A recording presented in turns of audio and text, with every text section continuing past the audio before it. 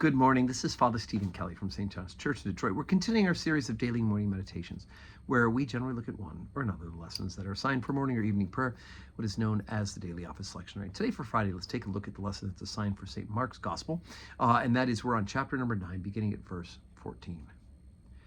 And when he came to his disciples, he saw a great multitude about them, and the scribes questioning with them. And straightway all the people, when they beheld him, were greatly amazed, and running to him saluted him. And he asked the scribes, What questioned ye that with them? And one of the multitude answered and said, Master, I have brought unto thee my son, which hath a dumb spirit. And whithersoever he taketh him, he teareth him, and he foameth, and gnasheth with his teeth, and pineth away. And I spake to thy disciples that they should cast him out, and they could not. And he answering him, and saith, O faithless generation, how long shall I be with you? How long shall I suffer you? Bring him unto me.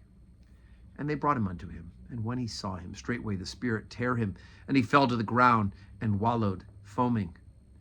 And he asked his father, How long is it ago since this came unto him? And he said, Of a child.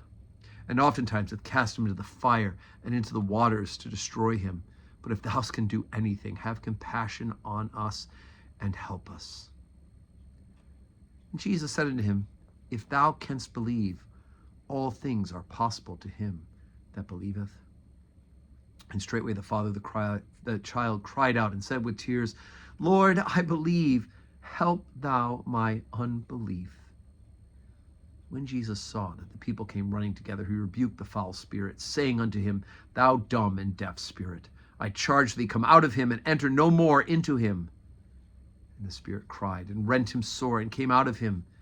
And he was as one dead, insomuch that many said, He is dead. But Jesus took him by the hand, and lifted him up, and he arose. And when he was come into the house, his disciples asked him privately, Why could not we cast him out? And he said unto them, This kind can come forth by nothing but by prayer and fasting. So that last line, of course, is a nice reminder of what we're doing during Lent, right? It's coming up soon. We're in the Jessima Sundays.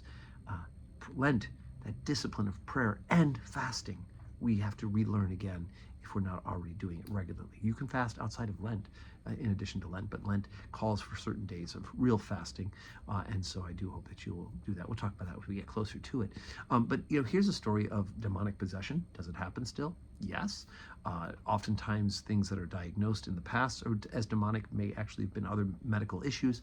I don't know, but yes, demonic things still happen as well today. As a matter of fact, the devil is busy and active. And I did hear an expression recently of one of the church fathers that reminds me that the devil doesn't really bother with those outside the church because he considers them one already. So let's stay inside the church and not give the victory to the evil one. But here's the story of a man whose child from young age. And Jesus, in asking him, you can sense the desperation in this man's voice. And I went to your disciples and they couldn't do it. They couldn't cast this demon out. And Jesus, having inquired of him what has been going on, he says, if you have faith, we can do this. This can happen if you have faith. And he says this amazing phrase, and I think many of us can echo this in many parts of our lives. I think, Lord, I believe, help thou my unbelief. Right? How many of us say, we believe, but there's still parts that are hard. We believe there's still some things that we're maybe not ready to make the full leap. We're all 90% there maybe. Or I believe, help me, Lord, with those little things that I have questions and doubts. And he does so, right? That's enough.